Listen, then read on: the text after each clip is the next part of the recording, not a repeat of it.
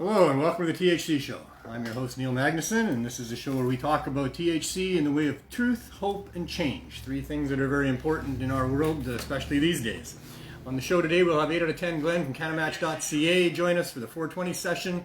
Jerry Martin will be here to update his pursuit of justice through the court system, a dispensary owner that's gone down that path. We will do our regular Healing Wave CSP RV update, and we'll talk a little bit about some other things. Legalization is what we've been fighting for a long, long time. That was our mantra. That's what we called it. That's what we were asking for. What we got in place of it is a bunch of legal lies. This is not certainly at all the legalization that we were after at all. In fact, this legalization is completely wrong. I do like the idea that maybe average people aren't going to get criminal records for simple possession of cannabis anymore, but they're just eliminating the trip to the courts because people are going to pay their fine up front. And it is just so ridiculous.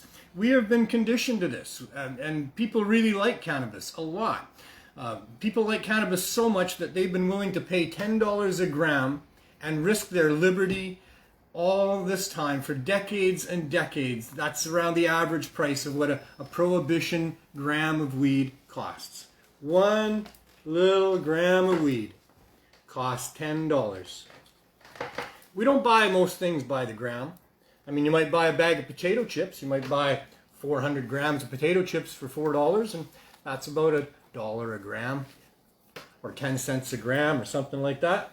But, you know, we don't buy anything else by the gram. We buy it all by the pound. But if we had to buy it by the gram, maybe you'd understand just how ridiculous it is to have to pay $10. In fact, $10 is cheap at the government stores for anything that's worth having. And in fact, we haven't found anything that's worth having. And as long as they're going to be irradiating it or spraying it with chemical sprays to kill, unharmful microbes, but, as long as they're doing that, then the weed itself is suspect to begin with. And $10 a gram. If we were paying $10 a gram for our fruits and vegetables and things like that, do you understand what you would get for that? Do you understand? I mean, I want you to understand, this is 1 gram of blueberries. 1 gram of blueberries. There's 448 grams in a pound.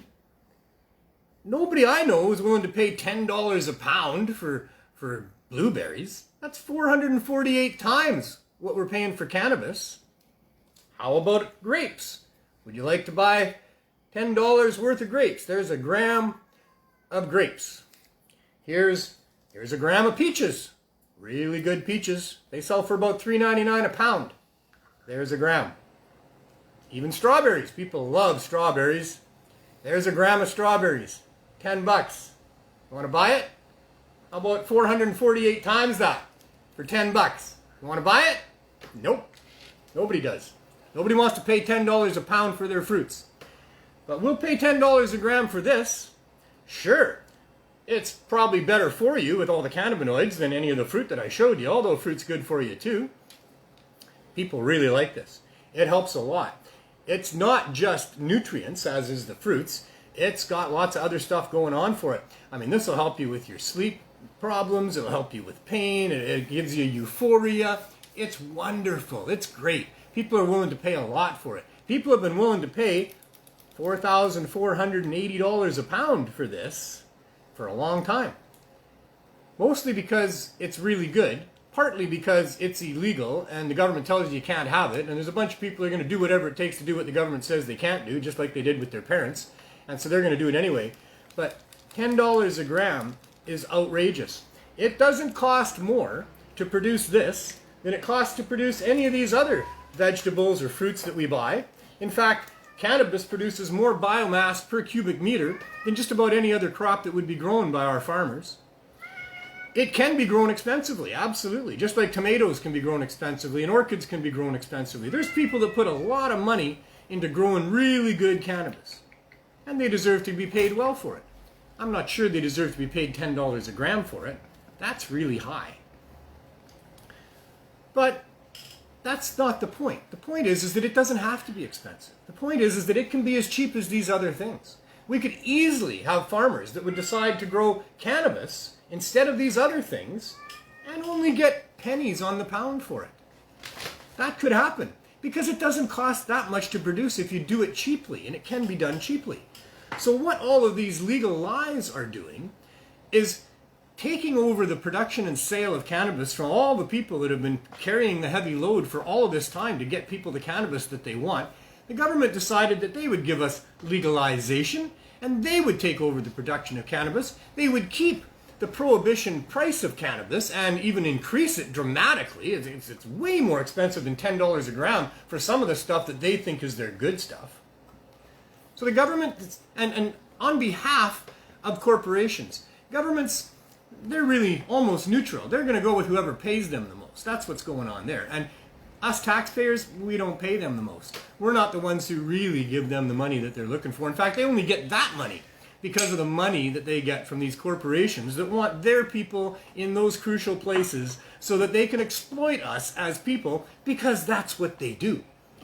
Rich, mostly white people have been exploiting poor colored people and all kinds of different colored people for eons here. It's just the nature of things on this planet. And it's evolved into this. Because it's not right, right? It's not right that the masses of different colored people, and some white people too, get exploited, trampled on, maimed and killed by the policies of the rich white people. This is not right. It's been going on forever. The kings and the queens and the dictators, the tyrants, the corporate elite, all these people that have all the leverage and all the money, they think they own our asses, and they just play with us. They use us to make more money for them. They use us just to make them feel good about being in charge of us. And there's a lot of greed and greed for control that's been going on forever, and it's evolved into this. It's not right. We've been fighting against it for a long time. We outnumber them by a lot, but they're sophisticated and they're well leveraged, and they've been doing it for a long time, and they know how to play the game, and we really don't know how they play the game. We are subjects to their campaigns of misinformation and have been forever. And this has been going on for way too long. And here we are with legalization, where these same mostly white, rich bastards have now taken over our industry, told us that we won, that we've got legalization. We should all just pack up, go home, and be happy that we got a store to go into to buy weed. It may be $1,400 a pound. You can't even buy a pound at a time. But I heard somebody bragging the other day that in their little town they got a store they can walk into and only pay $85 for an ounce of cannabis. $85 for an ounce of cannabis. That's over $1,300. $1,300 for a simple pound of plant matter. It's outrageous. It's criminal. It's not legalization. What we need is to have average people be able to pay a reasonable price to farmers that would bring to market the cannabis that would help them. It might not be connoisseur cannabis, but that doesn't matter. It doesn't matter if you could just have to buy cannabis by the branch, clip it yourself, trim it yourself, maybe extract the cannabinoids yourself, whatever it is you want to do. But you should be able to go and buy pounds of fresh cannabis at similar prices to what we're paying for heirloom tomatoes or, strawberries, blueberries, grapes, and peaches. Because it doesn't take much more to bring to market. It doesn't take any more to bring to market in that way as those other things. Poor people and sick people have been the fodder of these rich bastards for way too long. And that's how evil they are. Evil is when you will put profit and protection and ahead of someone else's life or livelihood. When you're willing to profit off of somebody at their demise, well, that's just evil. Cannabis helps people. Cannabis is a blessing to so many people. Millions and millions of people understand the blessing that cannabis is. People that struggle in their lives. If you're not sleeping well, if you got pain that's keeping you from sleeping well, if you got anxiety over the pain that's keeping you from sleeping well, you can smoke a joint, relax, and have a night's sleep. The value of that to somebody who's struggling in that way is immense. But for somebody to come along and enact laws that make it criminal for you to possess or use or produce these things, Make it so that you have to go to some back alley and some stranger and pay $10 for just a gram. And you don't even know if you're going to get a gram. Maybe you're going to get a bunch of newspaper that's been spray painted green and clumped together and put into a little baggie and shoved into your coat real quick and say, hey, cops are coming around the corner. This is immoral. This is criminal. This is hurting more people than you could ever even really imagine. The lack of access to nature's best plant. How do you put a price on that when there's billions of people around the world that are being denied that very access? The cost to human beings is just incredibly high. And yet it continues. And now it's continuing with many people in the cannabis community thinking that we won, that it's legal. I don't have to now worry about going down a back alley and having somebody shove some maybe weed into my jacket and say, hey, cops are around the corner, get the hell out of here. Just go into a store and we can pay the fine right there. Of course, the problem is you can't really do that if you don't have the money to pay the fine. If you don't have a lot of money, you're not going into a government store and buying weed. Or even in the black market for that matter. It's very, very difficult. Or the green market, but I don't like to call it the black market. Because there's an issue with colored people and with black people. There's a real issue. They've been treated very unfairly for a long time by white people. And this is still going on. And it's still going on with legalization. That's why I say this legalization is as wrong as it is. Legalization is all about licenses. Everything gets licensed all the way along the way. And who's getting those licenses? Well, it's not the colored people. It's not the black people. Even though in the States, there's 7 states, I believe, that have equity programs where the colored people, the black people, the Hispanic people that have been, so much more hurt by these laws. You're 4 times more likely in the entire United States, 10 times more in Colorado, but in the United States, you're 4 times more likely if you're a black person to be arrested and persecuted for cannabis. 4 times more. They only represent a small population, a percentage of the population. Yet they're targeted by the drug laws, by the laws against cannabis. So these states have put in these equity programs to try to help those people that have been most hurt by the drug war to take part in the industry. Yeah, right. In Massachusetts, the equity program has resulted in 1 black dispensary owner who's constantly being harassed by white rich people to sell that license, because that's what they do. The white rich people are buying up the licenses all across the board. In California, they wanted to put out micro licenses so that not such wealthy people would be able to get involved in the industry. Problem is, those licenses all get bought up by the big corporations and the big companies. And even if the small people get those licenses, they're pretty quickly bought, usually for not what they're worth. 1 license in Florida recently sold for $55 million. Why? Because there's a lot of money in selling weed at $10 a gram. When you can produce it for pennies on the pound, and you can sell it for double figures for the gram, there's a lot of money in selling weed. When a lot of people want it, and a lot of people are going to buy it, that's a lot of money. And that's indicated by just how much is being paid for these licenses. One company in California holds 200 of these micro licenses.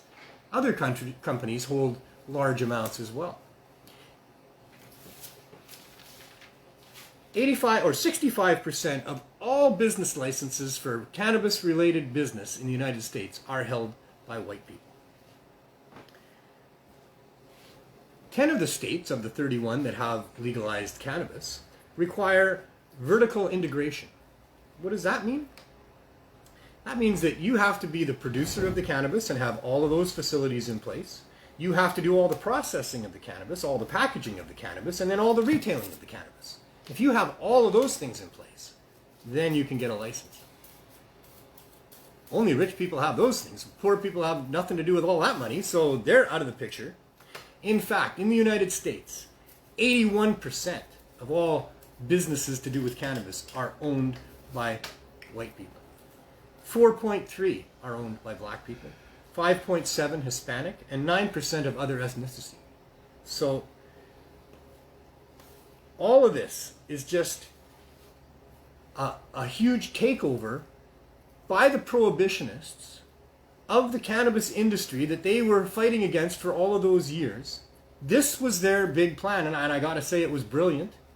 It is super wrong. It is 100% evil as can be, but it's brilliant. Because we were winning. Because it's easy to tell the truth about cannabis. It's easy to figure out the truth about cannabis. They lie about it. Those lies are easily set aside. They have no foot to stand on or ground to stand on whatsoever in a world where you can go and buy commercial cigarettes at every grocery store and gas station in your community. You can go and buy alcohol at designated stores, bars, restaurants, nightclubs, you name it, you can buy alcohol. It's available easy everywhere. And the government profits off it. Yet the problems with alcohol are well documented. Problems with commercial tobacco, well documented. A product that gives very little benefit, causes serious addiction, and is responsible for most of the hospitalizations in Canada, and kills several million people every 12 months around the world for very little value. Except there's companies that manage to produce these products very cheaply, sell them very expensively, make tons of money, lobby the government to be able to market their products with all of their leverage. They get their way. And we're stuck in a world where commercial tobacco is easily available, alcohol is glorified and easily available, pharmaceutical drugs are the way to cure yourself. Well, that wasn't the case up until the last 100 years or so. The way to cure yourself was always with herbs, with medicine, with plants. That's where the healing is. We're part of the nature of this planet. These pills that we were told was modern medicine, and now standardized dosages, and doctors that really understood everything about everything, and it's a big scam to take over from the people that were selling herbs, to take over your health care so that they profit off of your health care. Not only do you buy the pills for what's wrong with you, now you got to buy the other pills for the things that the first pills made wrong with you to boot. And on it goes. We live in a world where we are completely controlled by a whole bunch of very rich people, and they are exploiting us and harming us in major ways. And the cannabis file is the big one. We need low barrier access. That's what we should have been asking for. That's what we should have recognized. It took what they did for us to recognize that, well, we didn't mean that you were going to not allow daily users, medical users, and poor people to access cannabis when we were fighting for cannabis legalization. We thought that would be just part of the deal. Personally, I really preached hard about stop wasting our tax dollars. 419, got a minute to roll them up. I gave many a presentation where my big focus was on the tax dollars that were being wasted. Our tax dollars are precious. We don't have enough of them. We all work hard so that we have a government that has tax dollars to spend. And yet they're spending it in ways that aren't benefiting us. They're hurting us. They're spending millions, billions, worldwide trillions of dollars have been spent trying to keep people from accessing cannabis so that they can sell you products that they have patents on, that they can make money on. It's a huge, horrible thing that's been going on in our world, and it needs to stop. So let's go preach low barrier access. Let's force them. They have to allow poor people, sick people, daily users to have cannabis. They have to. And if we fight them hard enough, we'll win that too. They're tough, they're strong, they're well leveraged, they're well connected, they're sophisticated and smart, but they don't have the truth on their side. They're evil as hell. What they're doing is wrong. Our brothers and sisters and sons and daughters are being killed and maimed by their policies against cannabis, and it's time we stopped it. So I hope we all realize that we didn't win legalization. This is not over, and we all need to get our boots back on and get back out there and make sure that what we get this time is what we're really looking for. Low barrier access to cannabis, because people deserve to be able to get cannabis at the price it should require to bring it to market. There can be stores with expensive cannabis, that's fine, but the poor people need access too, and that's what we're fighting for. That's what's left to fight for here, and it's a big fight because they want to control it. They've got millions and millions of investors now, lots of people on their side hoping that they even win, and that the poor people and the sick people are left out of the picture. We can't let that happen. We need to keep fighting for this. Thank you for allowing me to tell you that, because it's important to me, and I think it's important to everybody. 420, that's what it says. So, light them if you got them. And as always on the program, I'd like to welcome 8 out of 10 Glenn, CannaMatch.ca. Yes. Good afternoon. All right. Patented good. Yes. Good. What do you want to buy? We're increasing our product line here. Some strawberry off you, man. You want to buy some strawberry? Ooh, you may be throwing a piece of pineapple too. I don't know about that. Good customer, you know. I'll give you a discount. I can't give it to you for free, man. This stuff is dangerous. $9.90. you know that I could go to jail for selling this stuff. Yeah, I know. What a scam. I know, There's people in jail for selling pieces of plant. Yep. You know? Watch this out. I don't want to burn you. You never went to jail for selling no stinging nettle. Nope. You or know, poison ivy. Or a dandelion. Dandelion's good for you. I know, but you don't go to jail for selling it. Well, if it was too good for you, you might. Me, maybe. Because that's why you go to jail for this. Yeah. Not because it's dangerous, not because it's going to hurt you, not because it ever hurts anybody. It's too valuable. It helps too many people. It replaces those things that rich people are making money on. That's why you're going to go to jail if you're caught selling this stuff. What a farce. Oh, man. I'm going to do a hoot today. See? Yeah, toot. Two hoot. There's something to two hoot. There we go. If we can get that in there. Two hoot as a little higher. A little higher. There we go. Two hoot. Yeah, well, keep puffing on it before I get a little higher. Email for us at a hot price for us, and so now we can do that for $4.20 also. So thank you very much, Two Hoot. Check them out. They're in Airdrie, Alberta. Matt's got a good store there. Good. Lots of stuff. I did a video once when I was there. I think it was last year we did a video for them. I remember that. You remember that, eh? I do. Nice guy. Nice gentleman. Yeah.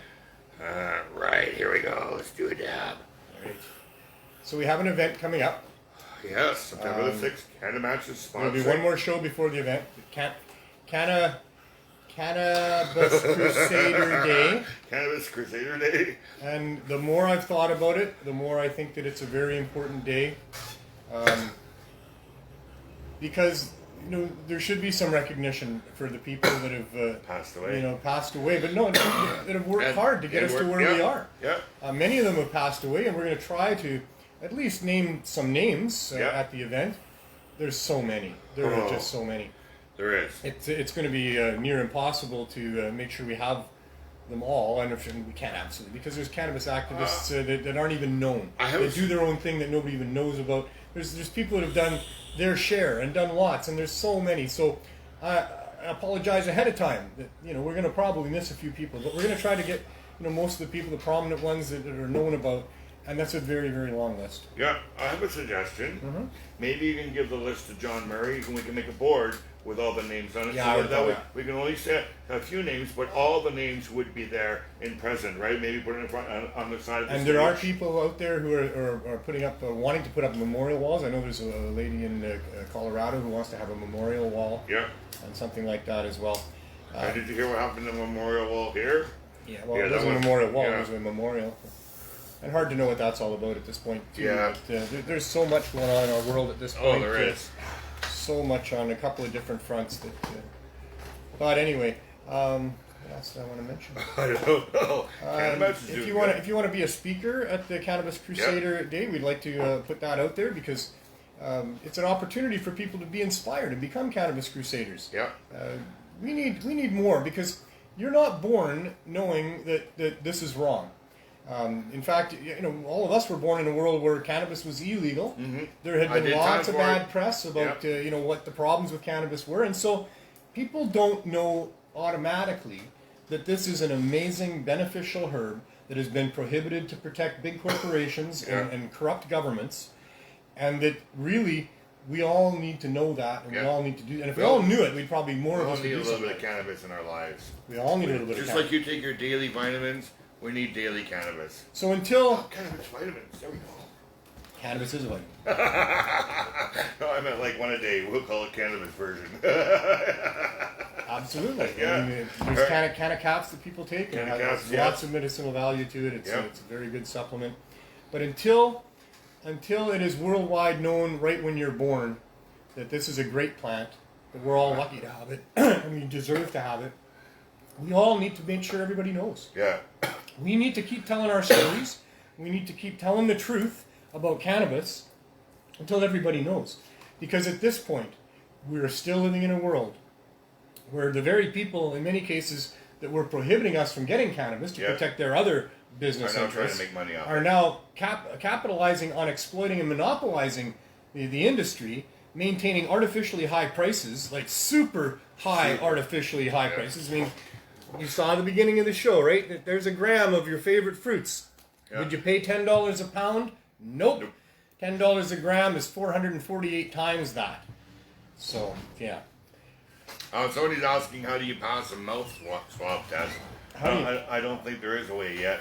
I've heard some people suggest that if you have a drink before you have the test, that's like a juice or a pop or something that might my question would be, why would you ever need to pass a mouth swab test to see if you had cannabis in your system? That Draper system. Well, but I mean, it's like I say, it should be nobody's business. Yes, it should be. Okay, yeah. If it was like something really hard and rare to find, like not like diamonds, by the way, because that's another scam. They got lots and lots of diamonds, folks, but they're only giving you little bits at a time, and they're maintaining that whole great campaign that they came up with, that you need to have a diamond to get married. And yeah, so let's not go there. But let's say there was this amazingly beneficial commodity that was available, on the planet, but in really, really, really short supply. Yeah. And there's billions of humans that could all use this. And some need it way more than others. Yeah. It's crucial for their life. Yeah. So we have public servants that care about society. They understand the scarcity of this. They make sure that the rich people don't buy all that shit up. Yeah. And they make sure that there's enough for the sick people that really need it in their lives. If we had a world that was right, where public servants were serving us instead of serving the corporate elite, then they would make sure that the sick and the suffering had advantage and would be able to get access. So if that was the case, maybe you can only have a certain amount of weed on you. Maybe they'd have to swab you to see, because if you're not sick enough, you don't deserve to have any. Maybe something like that. Wow. But that's not the world. This is a weed that grows easily everywhere. In most climates, it will adapt to. It's incredibly adaptive. It grows 10, 12 feet in the air. It produces all this biomass. It's easy to grow cannabis. The legal producers have produced almost 4 billion grams of cannabis, and they got 1 billion that they're supposed to destroy now. And it can reclaim soil. We don't have not enough cannabis. We have too much cannabis, but we have governments that don't let us get access to it because they're protecting the interests of the rich corporate elite. And I'm sick of it. I'm really upset about it.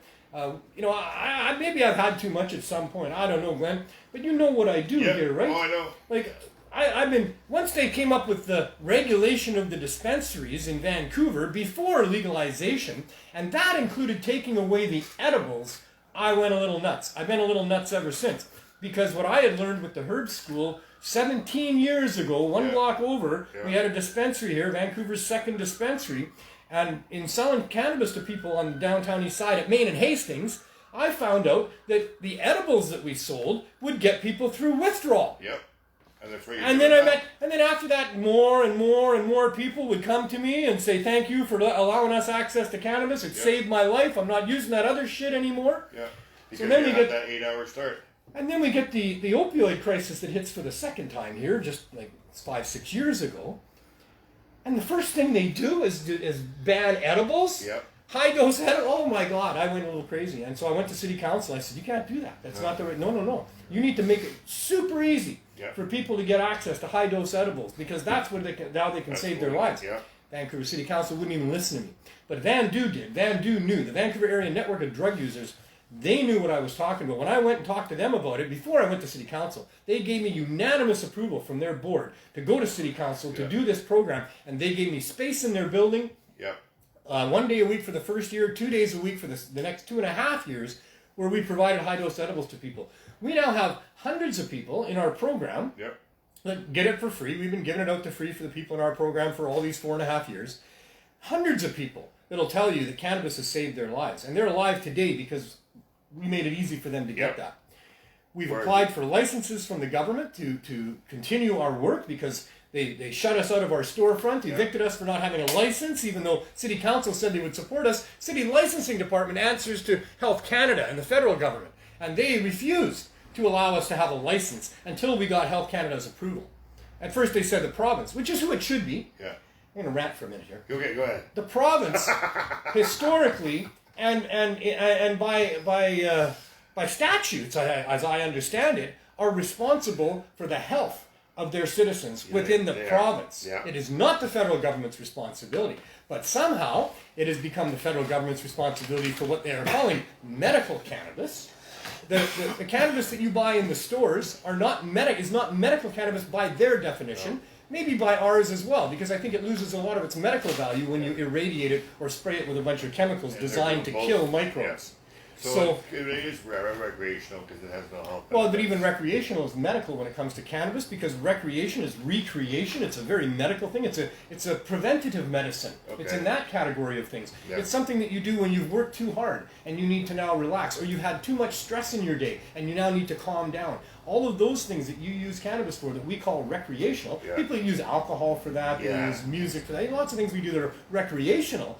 But recreation is an important part of our medical process in life, and so it's all medical, and there's no way around that. But they say their stores are non-medical, and we only agree that it might be non-medical because they're irradiating it and spraying it with chemicals. But really, probably there's still some medical value to even the cannabis that is sold out of the government stores. But it is not medical cannabis, and certainly a person that's using it for serious medical issues would not want to use that, because you don't want to use irradiated cannabis or sprayed cannabis, because look at it under a microscope. Just if you don't trust me, I've done this.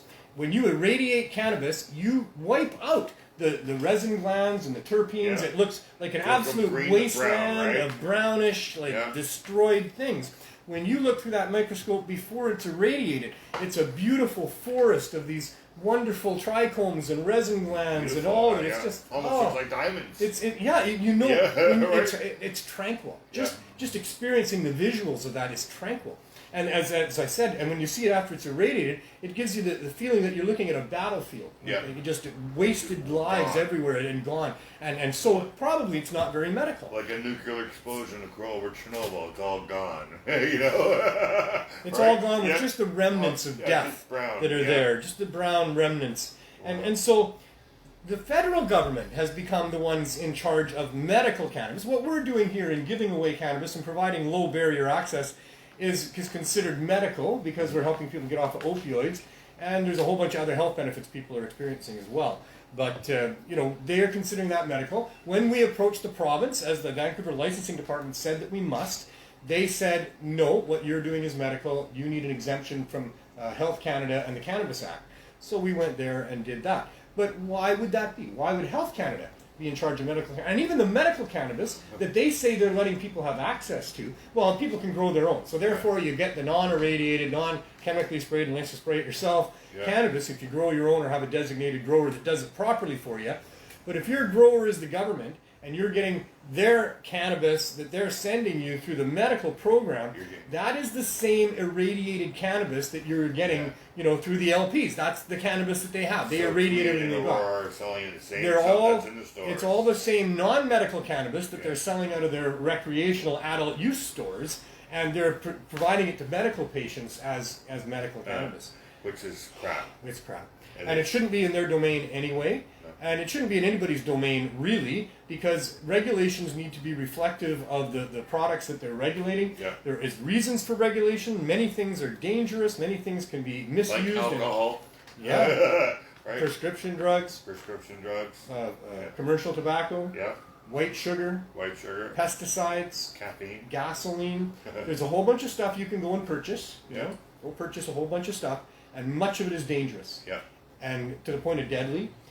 And so that is where the government has a role to play, to do due diligence, do real science, come up with actual critical information that is evidence-based, that says, and really there needs to be more than just evidence. You need to actually have some actual experience with this hurting people. Most people are pretty good. They don't want to hurt themselves. They're not trying to hurt themselves. If they're given the right information, and the product is what it says it is, most people are pretty good at it. But, there is a role for government to come and make sure that information is there. That's the biggest regulation. That's usually the only regulation that you need. It's all we need for gasoline, although you have to have a proper container. There are some other ones for gasoline. But usually it's just, you need to get the information. They need to know that it's written in bold print on the packaging, or there's some stuff you need to take a little quick orientation course. If a doctor is prescribing opioids to somebody, he needs to orient that person ahead of time. Sit him down, talk to him about, this is what you can expect, these are the potential side effects, don't use more than this. That's what we need, is regulations that inform us as to the nature of the product, but not prohibition.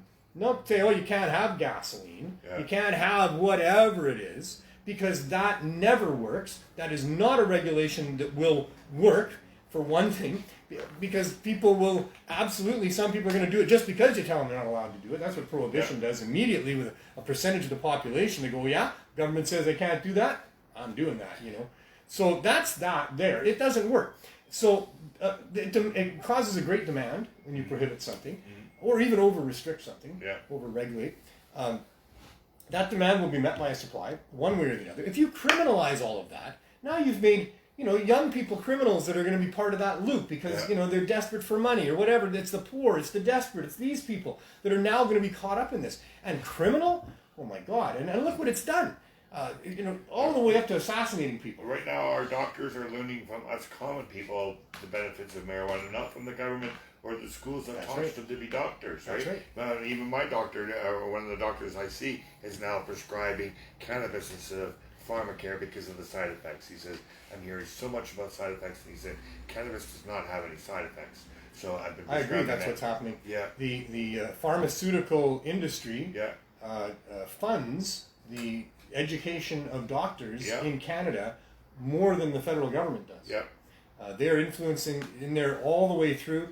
It's all about their program of here's what's wrong with you, here's the corresponding pharmaceutical medication. Well, I'm glad some of these doctors are listening to people. There are still some that are dead against it. I've heard stories about that, but then I also heard the story that somebody turned their mind around too, and now they're totally using this person's pictures and stuff like that they brought this doctor around. One doctor at a time, right? That's it. And it's the truth, and that is how it's happening because they're not going to get that information from the medical association or the pharmaceutical industry. They're all going to continue with their lies and their twists on everything, and it can be dangerous for the developing brain. Bullshit. Sorry, Annie Barbie. But no. Cannabinoids, which is what this is all about, the carbon and the plant matter, that's irrelevant. You're breathing that in and just out with cars driving by, but it's the cannabinoids. It was always the THC that was the enemy, you know, that was the big culprit there. But these cannabinoids, including THC, are present in our endocannabinoid system under different names. Yeah. And they are part of our development. They are imperative to our development from before childbirth. Cannabinoids are in mother's breast milk. Your immune system is all overseen by this managing body called the endocannabinoid system. Regulates all the systems in the human body. That doesn't start when you turn 19. That started before you were born. So the government makes it illegal so that your endocannabinoid system is not working as well. You're going to get sick and buy these pharmacies. And like I said, the government are just pawns for these corporate elite. So in this case, yes, the pharmaceutical company, and also in prohibiting hemp, by making hemp illegal back in the day, that took cannabinoids out of our diets. Yep. Cannabinoids were a huge part of the human diet in North America. The farmers, our milk, the cows. Well, because the livestock were all fed cannabis seeds. That was their main staple food. Cannabis seeds, hemp seeds, are what got the livestock through the winters, every winter. The farmers would take the galvanized buckets, they'd fill it full of seeds or half full of seeds, they'd crush them with a big pole that they had, they'd let the juice or the oil go, they'd leave it in the hot sun, a couple days later turn it upside down, give it a pop, out pops this hemp seed cake. And they would take the hemp seed cake and they would pile them up in the barns and they would use it all winter to feed the chickens and the cows and the pigs. And so we had those cannabinoids in all of that. Plus it was in our cereals. All and then in the 1940s come along and boom, no more. And now we're Popular Mechanics comes out with a story. Diabetes, all kinds of brain tumors and stuff. Because our endocannabinoid system is not being worked like it should be. You get old and now your eyesight goes. And yours. By the time people in the old days didn't all lose their eyesight and their hearing when they got old. But once they took the cannabinoids out of our daily diet, over the course of the next decades, you see exactly what you're talking about. All of those different things. The old people always need glasses, or they're having trouble hearing, and their skin all gets hard. Those are the roles of cannabinoids that deal with your eyes, deal with your hearing, and deal with your skin, and all the rest of that. That's because they took it's the essential fatty acids, those long chain fatty acids that are rare in nature. You find them in flax and you find them abundantly in the cannabis plant. And so, this has been a huge, huge evil scam. I talked about evil originally. If you're willing to profit off of someone else's demise, that's just patently evil. and tell and everybody it's not to good for you. restrict access to the basic nutrients that we needed for our bodies so that they could sell us pharmaceutical drugs and profit off of our ill health, and that's what they've been doing for all this time, and that they've become super mega rich and used all that money to influence governments into maintaining policies against drugs that would interfere with their selling of drugs, like the plant medicines and especially cannabis, etc., etc., etc. It sucks. It does, eh? You buy it from the government store, you're buying shit tweed. I'm wearing a t-shirt today. It shouldn't be like this. Canada has an opportunity to lead the world, and it still does.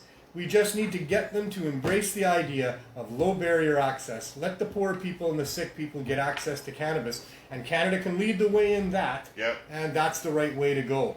So hopefully that can happen. In the meantime, we have a federal election here in Canada, so if you're in Canada and you get an opportunity to ask a question of a politician, you need to ask that politician what they are doing and what will they do to make sure that the poor people and the sick people get easy, low barrier access to cannabis. That's what has to happen. Let's ask that question over and over again. Let's make every politician fully aware that we are concerned about the sick people. Lie to you anyways. Right now the PC is saying, they'll balance the budget in 10 years. You don't have 10 years to do it. You only have up to 4 years. So, but people will believe what they're saying. Like we've got to be really careful about this election. They lie through their teeth always. We'll do is balance the budget in 10 years. Well, you only have 4 years at max. I heard O'Toole yesterday talking about they're going to open up some supervised consumption sites. Yes, and, I heard that too. I want to ask him if he's going to make sure there's low barrier access to cannabis. That's what I want to ask him. I want to find Trudeau and ask for it. And I don't want him to be running the government. Me personally, you do whatever you want out there. This is a 2-horse race, by the way. If you don't know that, then you haven't paid attention. For all the decades I've been alive, there's ever only a 2-horse race. Both those horses are owned by the same group. So that's what's going on here. But you can vote for any party you want. I recommend you vote strategically. Yeah. If you feel like I feel, although it's almost, I'm not even sure now. I mean, the Conservatives are sounding more like the Liberals. The Liberals are sounding more like the Conservatives. I hate fucking Trudeau and what he's done with legalization and a whole bunch of other shit that he's done as well. But every time I see a meme out there that's knocking him, I'm thinking, well, so you want the other guy? Yeah. You want the other group? Because, you want the clowns or the fibs, because that's what you get. Yeah. And I don't know what you do, but if in your riding, one of those vote two... independent. but like I say, you need to vote strategically. So if it's a horse race between one of those two, and you care about which of those two, the blue or the red, then vote for the one that you would prefer. Yeah. But if it's not a horse race, it's nothing to worry about. Vote with your heart. Give the party that you really think you would like to represent you. I'm not sure who that would be, but I think any but the first two are probably a better option for actual human beings. But still, you can vote with your heart and give them your support, unless it's a tough race, and then you maybe have to hold your nose and vote for one of the two. But we won't know until the 20th. We won't, and I guess anything can happen. But I've never seen the right thing happen. It's always there's no one to vote for. No matter who gets in there, they always screw up something. And they lie through their teeth. Yeah. They spend their time creating their campaign to come up with what it is they think you want to hear. Yeah. And then they tell you that what really is their agenda is whatever the agenda is of the corporate big boys that they answer to. Yeah. We know in the cannabis thing that we got going here that the only reason that Health Canada and the federal government and the Minister of Health has not given us even a temporary exemption from the Cannabis Act to do what we've been doing for 4.5 years and saving people's lives is because they've made promises to some big boys that they won't allow people to be able to buy cannabis cheap. Good cannabis for cheap and reasons. save people's lives. They won't allow it. They don't care about saving people's lives. That's not part of the equation. That doesn't matter. Wow. It's money. They want their money interests protected. Okay. They bought their stocks based on the sale of cannabis being at minimum $10 a gram. Yeah. And it's all about money. And the money is ruling the day here, and people are dying. Anyway, thank you so much, Glenn. We'll see you next week, sir. It was a long session. It was a good session. Yeah. All right. And we fight the fight, eh? I mean, you can tell I'm getting tired of this, and it's really sickening me. It's been going on for a very long time. We've been trying to tell the truth about cannabis, to fight the government. We've had all kinds of sit-ins and rallies and protests, poster campaigns, media campaigns, although the media, for the most part, over the decades of trying to get legalization, really wouldn't pay any attention to us at all. The only stories they would write were the ones that really suited their bosses, strangely enough. we would try to get some really proper signs in a scrum somewhere where it would get caught by the camera and maybe it would get into the minds of some people. But we have tried numerous different things, and one of the things that we tried to do was to protect the sick people first. The people that were really in need of cannabis, and this is what the role of government should have been. If it was a reasonable group of public servants, they would have recognized, the courts recognized after the evidence was presented, that sick people really benefit from the use of cannabis, and really sick people really need cannabis. And so the cannabis community took it upon themselves, some of the brave people within that community, to open dispensaries, to actually outright, not just from their basement, not just from street corners, parks, and parking lots, but actually open a dispensary and put a sign up in complete violation of the criminal law, without licensing or permission from the cities. Open a dispensary, allow sick people in, come up with policies that they felt that the government would not be able to win against. Policies of making sure there was a doctor that had confirmed a diagnosis that meant that cannabis could be beneficial, and things like that. These dispensary owners proliferated over the course of about 20 years, starting in Vancouver here and Vancouver Island. Soon there was a dozen, then there was a few here and there, a couple in Toronto, and then more, and then more. We actually got some dispensaries in Saskatchewan. One in particular, a fellow named Jerry Martin, opened a dispensary to try to give back to his community and help those people in need.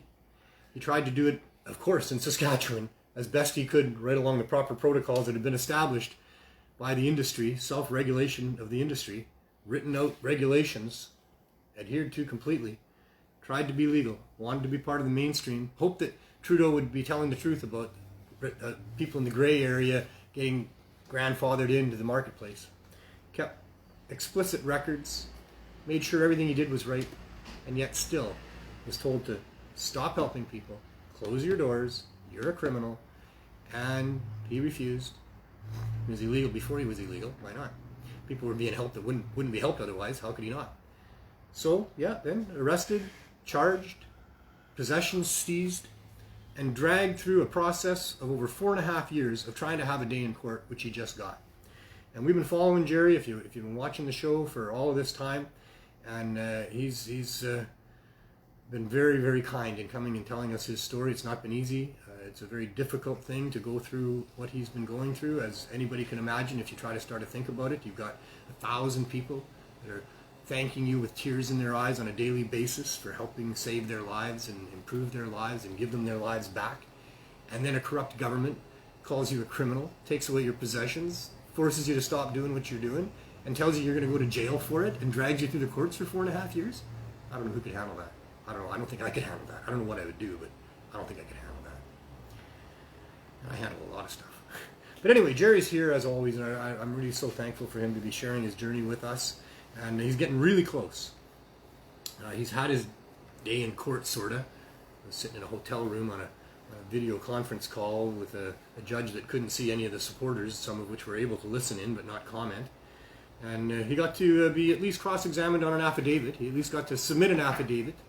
And now we're waiting, we're within a few weeks of figuring out, well, no, we're not.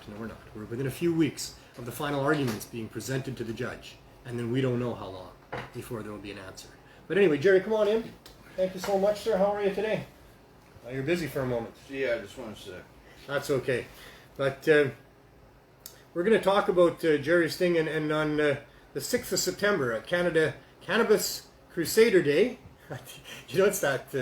It's Bob Woolsey's thing. It's got me confused. Cannabis Crusader Day, Sunset Beach in Vancouver. It's a Monday, holiday Monday, and we're going to talk about Jerry and guys like Jerry and other people that have done other things to try to further the issue and get us freedom, not just freedom to access cannabis easily. I mean, that should just be a no-brainer. Freedom in general, because that's one of the most important things in life that we don't have here. We have some of it here. We have maybe more than some other places, maybe less than some other places, but we don't have what we deserve. We do not have freedom. If we had freedom, then you wouldn't be a criminal for growing a plant, using it for your inability to sleep or something like that. There wouldn't be a government that'd be able to tell you that you can't go into a storefront and get some medicinal herb that's been well known for thousands of years to be very helpful to numerous people for so many different things. If you were free, you'd be able to walk into a store and there'd be lots of them because lots of people would want to do that and lots of people would want to sell it to them. You'd be able to do that. But because you don't have a store for medical cannabis users, those are the ones that need it. What, the government's going to provide cannabis for the recreational users, the people that don't really need it for any medical reason? They just kind of like to have the euphoria and that. They get to have a store. But the people that really need it, that are using it because they can't sleep at night, because their body hurts them, because they've got emotional pain from trauma that they didn't deserve in their lives, all these people that are suffering, they don't get to have a store to go into? They're still going to be criminals? What kind of a world is this? It ain't a free one. So we're looking for freedom. We're hoping it comes real soon. I was hoping in my lifetime, but no, I don't think so. Maybe we can get towards it, though. Ought to be the very first step is to get low barrier access to cannabis. Without low barrier access to cannabis, not only are we not free, we got no chance of being free. We have a slight chance of being free if we get low barrier access to cannabis. If cannabis could really be allowed to do what it's supposed to do and everybody could access it easily, then I think it would offset the use of a lot of harsher drugs that are causing us a lot of problems, and that would be that. Anyway, I think Jerry's ready. Yeah. Come on in, sir.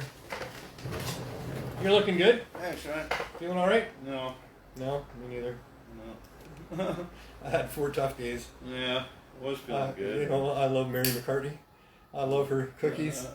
And she sent me a bunch of cookies. Oh, yeah? I think I ate too many cookies. Oh, yeah? So my tummy hurt me all night that night. And then after I have a tummy ache, I get a headache. If I take pills right away, it can make the headache go away. But if I take pills right away, it makes my stomach upset again. Right. So I try not to get that, to take pills. So I lay in a dark room, nice and quiet, and I tap my head, I pinch my nose, I breathe. I pump Pep acid with my pills now. Oh, do you? Stops the heartburn. I see. Yeah. Well, I didn't make the headache go away. Yeah. By the time I decided I better take pills, it was full blown. I went 40 hours with the migraine until the night before last. That's from that 4-ACO-DMT? I don't know why I'm nervous to try these things. I took my headache like when I was really hurting the other day. It took like 90% of it right away. I've been trying 20 mushrooms. minutes. Yeah. Well, it's the same thing, right? I've been eating mushrooms, and I've had way less headaches for the last couple of months. But I just did this to myself again. I should know better. Yeah. But I'm good next time. I never want another headache. Headaches really suck, and I am trying to solve that, and I'm using the psilocybin to do that. And we'll see what else I do. But anyhow, I'm okay sort of today. I'm actually smoking a little bit. I didn't smoke anything yesterday because for me it doesn't help it. It aggravates it. I don't know why. But I've had that cannabinoid hyperemesis syndrome. I love weed, and I've had these problems with weed because people can have problems with weed. Sure. People can have problems with anything if you don't use it right or if your body's not right. Weed's not for everybody. Not everybody appreciates weed. And I shouldn't even probably call it weed. But whatever. I try mostly not to call it marijuana. I'm not sure why. I feel like we should co-opt that name as well. None of it's bad. All of it's good. But yeah, for me, I love cannabis. I love smoking it most of the time. But if I smoke too much, or if I smoke, I don't know what the problem is, but I can smoke too much, and then I can get headaches, and then I don't feel good. So, maybe they should just put that on a package. They should make it. Sure, yeah. They don't even need to do that. They don't need to do that because it's a rare thing. It's very, very rare. All they would need to do is have a little bit of an advertising campaign about, hey, weed doesn't really help everybody completely. It's not a cure-all for everything. Don't quit all of your meds and go to weed right away. If you've got cancer, it may or may not help you with the actual cancer. It probably helps you with some of the symptoms of cancer. It seems to do that for most people. Well, I think it does both, but like Dr. oh yeah, it does both, but not for everybody. Yeah. Not for all doctor cancers. that I've talked to that's really respected in the cannabis industry says do both. Do what your doctor says, do the cannabis too. Yeah. And like I say, cannabis can cure some cancers. There's no question about that now. But it doesn't cure all cancers. I think that's pretty well known as well. Yeah, for sure. And people that are on serious medications for things, they shouldn't just decide that they can. And same with what we're doing here. with people that are on opioids and they're needing to get off those opioids because the supply is poisoned and the government won't provide a safe supply for people that just So need it, because stuff, they're right? in pain that they can, in fact, you can go to your doctor now and say that you're in serious pain. You're going to have some trouble getting the good medications that you need because they're very careful not to do it too much now. They're scared. It's stupid as hell. All people need to do is be able to access high-dose cannabis edibles, cannabis concentrates, and cannabis flowers easily and have the right information about it. And what I was going to say about what we're doing here with getting people off of opioids is that one of our biggest problems in trying to do that is that people will consume too much. So it's the high-dose edibles that work, that'll get you through the withdrawal.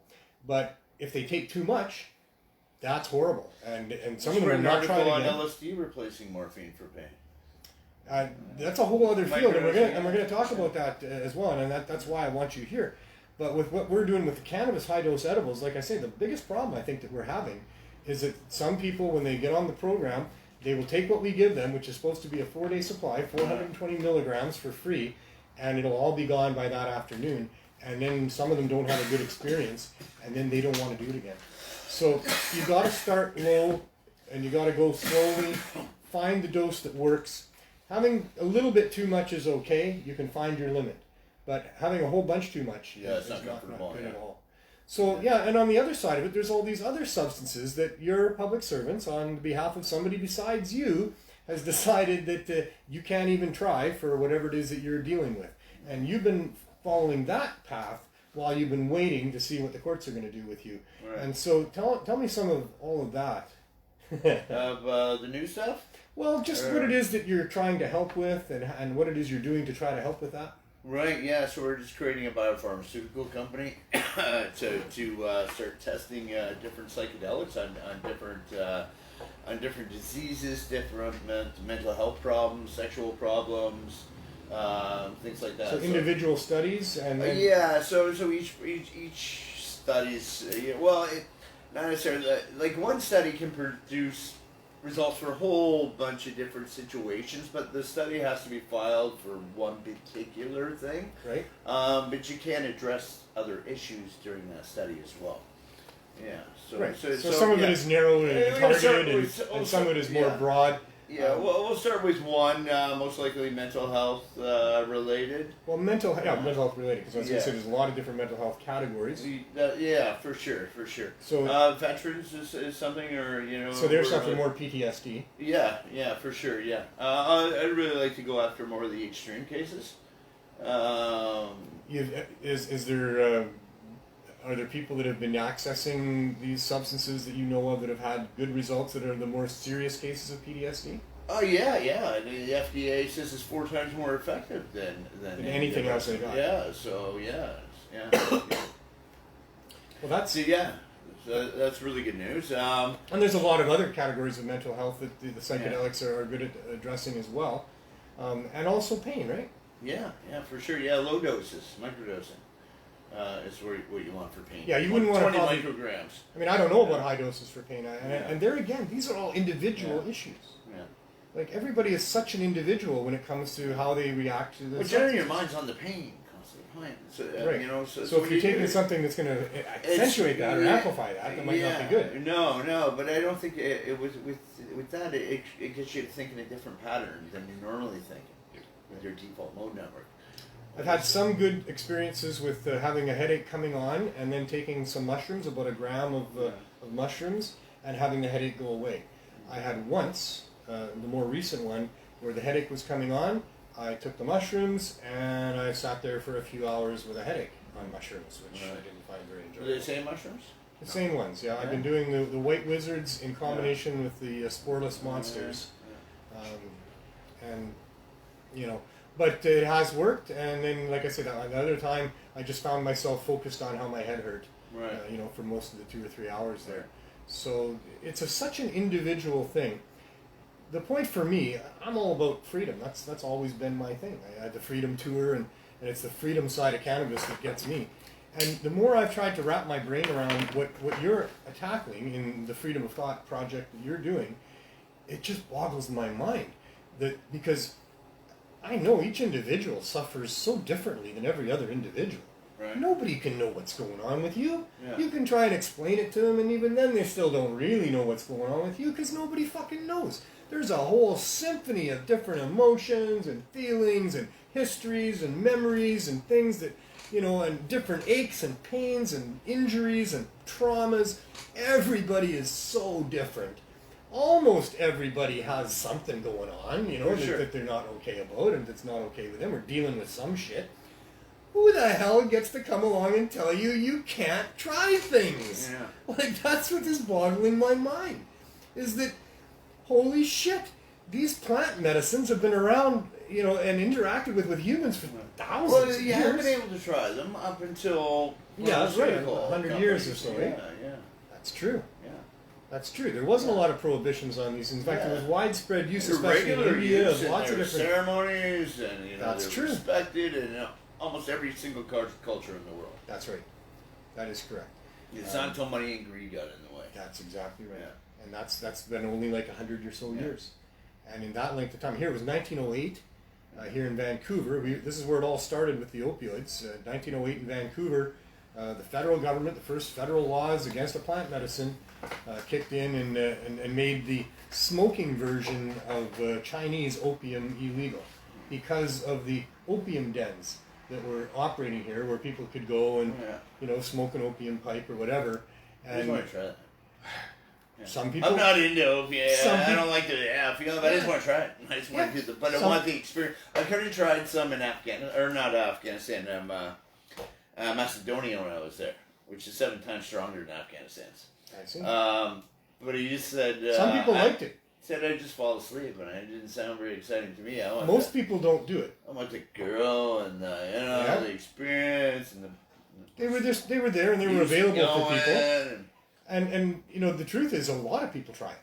yeah. A lot of people try the opioids.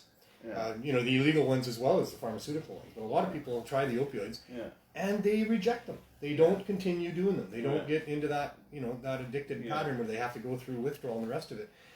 And the reason is because probably they're not suffering the level of trauma or whatever pain necessary to require that level of medicine. Well, a lot of them just drink opium tea, especially out in Surrey, Delta, and all. Well, lots of ways to deal with your minor Yeah. issues, and like I said, I think everybody's got some minor issues. Yeah. Some people have major issues, and some people get major relief from the traumas or the whatever it is when they try those opioids, and that's why they become daily users, habitual users that then have to go through withdrawal. But that's about 1% of the population, and it's been that way since for hundreds of years. It's been about 1% of the population that would be prone to getting into that relationship with opioids because of the traumas that they're dealing with.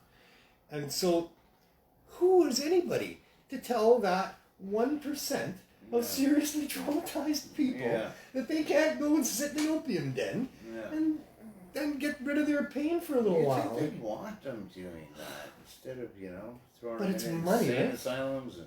It's not just money. Yeah. It's sometimes it's self-righteousness. Yeah, It's, ignorance. Ideologies of ignorance, for sure, ignorance. Yeah. But that's what's so wrong about what this whole thing is about, and that we now have to first try to unwind the most obvious one, which is just smoking weed, not even a real psychedelic, something that has no potential to do much harm to anybody, other than greening out maybe if you hit your head on a concentrate or something, or eating too much of an edible so you have a miserable night or two. But it won't kill you. There's no serious health effects, no long-lasting health implications, nothing like that. I gotta say, a friend of mine did some LSD the other night, and she literally thought she was like dead, dude. Yeah, I could just see. Well, and that's my point. Terrified. That is my point. Nobody gets really terrified on weed, mostly. Very, very, very, very, very rare. And a little paranoia because the cops might be around, but that's all prohibition shit. Your parents might not approve. That's all just prohibition shit. Yeah. But this one is just so obvious to me that in a world where we're given lip service that we are free people, and yet you're a criminal if you have possession of a little bit of this herb that grew on a plant that people have been using for thousands of years, and that most cultures use it medicinally and I'm a criminal we got to turn this one around first. That's how I saw it as I went into, well, how am I going to get the freedom that I think we deserve to have on this planet? Well, we have to get weed legalized first. That was my thing. That's why I fight for the legalization of weed, because there's nothing else that's more obvious that we're not free than being a criminal. Yeah. You know, and even in legalization, having to spend $10 for that much of that, which would be the same as this much of these things. Yeah.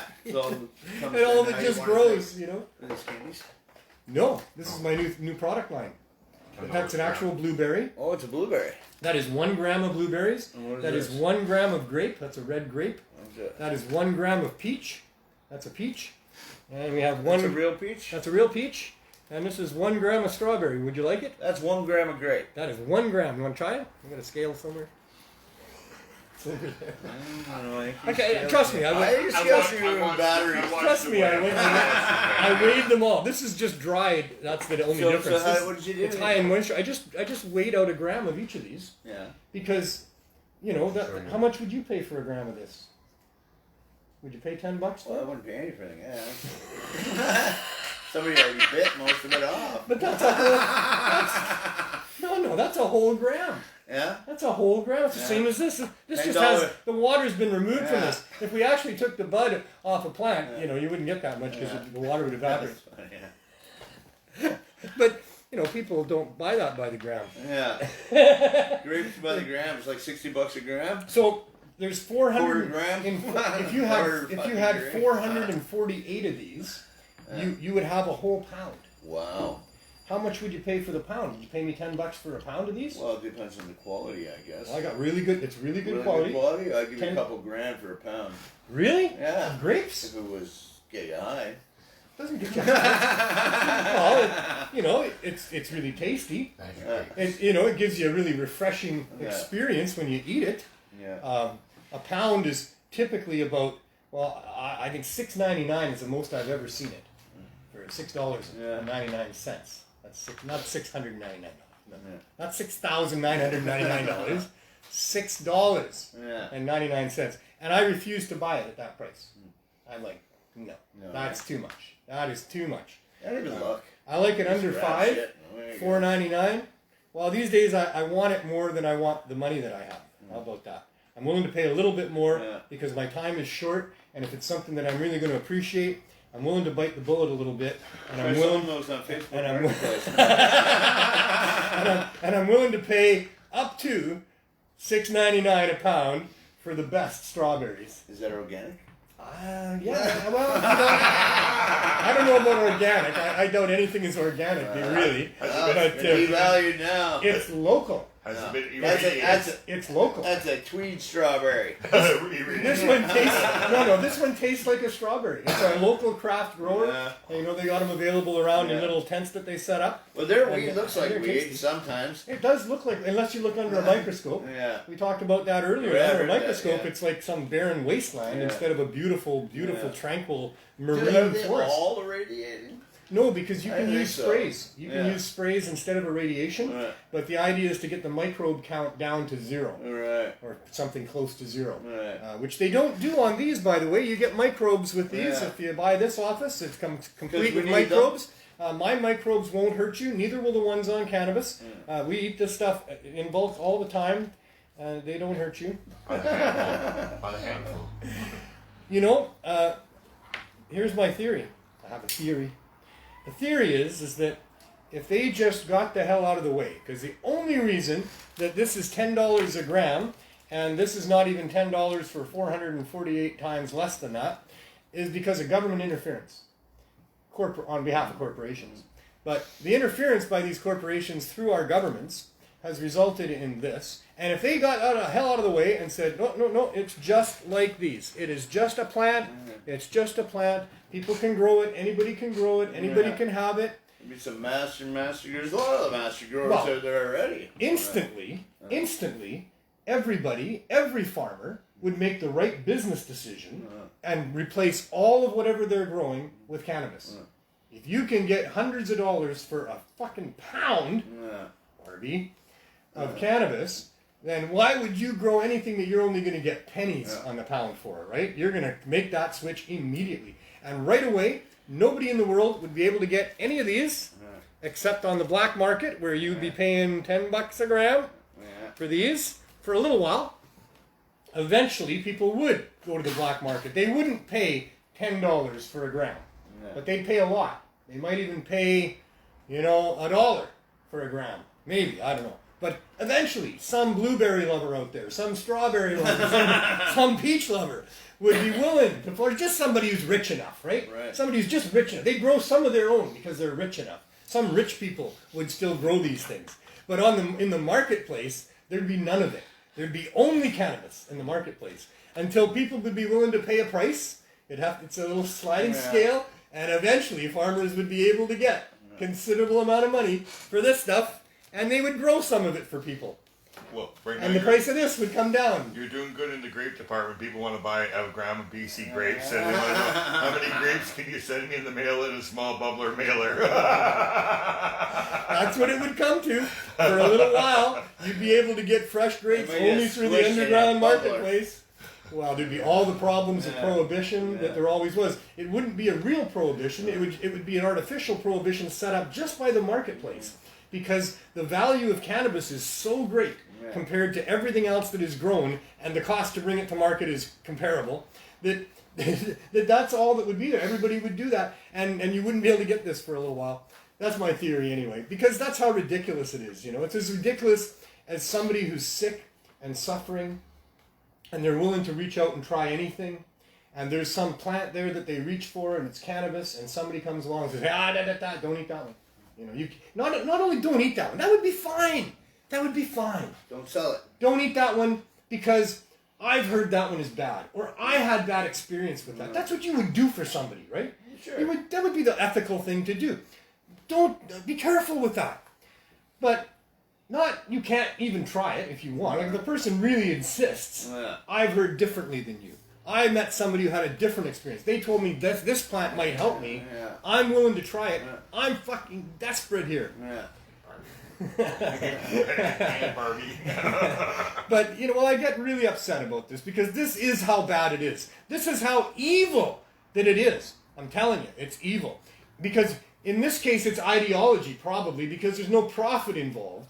But even ideologically, you can't try that plant because I tell you can't try that plant because I care about you and that plant will hurt you. And so, no, stop reaching for that plant. And what are you doing reaching for that? No, you can't have that plant.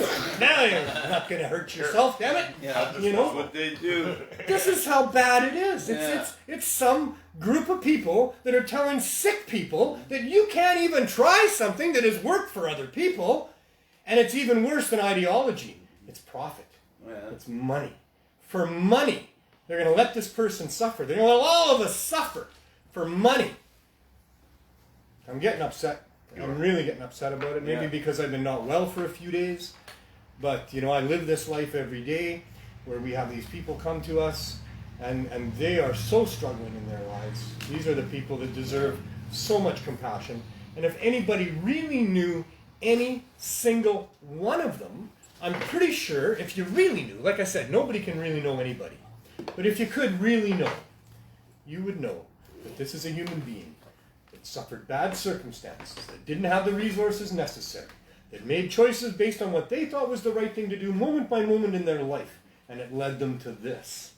And it's no real fault of anybody's. It's just nature doing what nature does. And when we are in that environment with these people that are suffering because of nature and just the way it is for them, being human means you help them. You have to help them. You can't walk away, especially if you have the ability to help them. If you don't have the ability to help them, so be it. If you're also in trouble in your own life, if you don't have the time or the means or the knowledge or whatever, and you can't help, then don't help, I guess. Maybe just tell somebody who maybe could help. But if you can help somebody, if you've got the time, if you've got the knowledge, if you've got the ability to hand them the plant, they can't even move. They're stuck in the ground. They're reaching for the plant. They think the plant might help them. You go and get it for them. You won't walk away. That's not a human thing to do. This isn't part of what we are taught by our mothers and ingrained in our lives of how we care. And all through the animal species, you see evidence of animals that find other animals in distress and they don't eat them, they care for them. Sometimes they eat them, but but eating them, might be the right thing to do. I don't know, but it's not the right thing to do for human beings to let another human being suffer, or to be the cause of that suffering, which is even the farther worse that it is with all of this, is that not only are they saying, no, you can't have it, no, you're a criminal if you have it, now we're going to hurt you for having it on purpose. And they do far more harm to people and ruin people's lives over something that they say is going to harm people and ruin their lives. And they're lying through their teeth because they're making money off it, and they're ideologically opposed or whatever it is. But it's evil, evil, evil. And there's more, the totality of the wrongness and the harm being done and the cost to the planet and the people on the planet is probably as great as just about any other harm that's out there. This attempt by governments to prohibit and restrict access to plant medicines is horrific. It's absolutely horrific. So, sorry, I go on and on. That's why they put a camera in front of me. I never wanted it in the first place, but I got all these thoughts that keep flowing out of me all the time because I am upset about it, and something needs to be done about it. And anyway. Speaking of which, yeah, aren't you doing something about it? We are. I'm not quite done with Jerry yet. I appreciate the feedback, but I'm keeping on a little eye on that. I know I'm running late. You're making a difference. But this is, I think, important information, and we're covering things that is of the most importance in our world right now, as we're moving into a time where the big corporations have the ability to survey us, control us, monitor us. We need established freedoms with respect to what controls the governments can have over us and what we're able to do as human beings. We need to establish these things shortly before we lose them all. And obviously the whole world for the last year and a half has been involved in an exercise of control where, maybe rightly or wrongly, we're all told that, you will comply, you will have your papers, and and there's going to be serious consequences for anybody who doesn't. Hard to believe we've moved into this so quickly. Yeah, it's a little nonsense. I went and got them because I just wanted to travel. Well, they're forcing. But I didn't want to do it. I made it very clear to them while I was there. I didn't like that I had to do this. The pressure is incredible. But I have businesses, and if you don't, you just well, they're lose making everything. it impossible for many people to not have the vaccination. Yeah. Impossible. Yeah. They're making it morally improbable that a very large portion of the population will not get vaccinated, and morally improbable that they won't get. They absolutely, lining up. Yeah. They would pay money, large amounts of money. They would beg for it, and that's fine. And if that's how people feel, that's fine. I'm fine with whatever choices people make. I don't like pressure. I don't like people hating on other people for their choices. I don't want to hate on anybody for their choices except for the choices to hate on other people.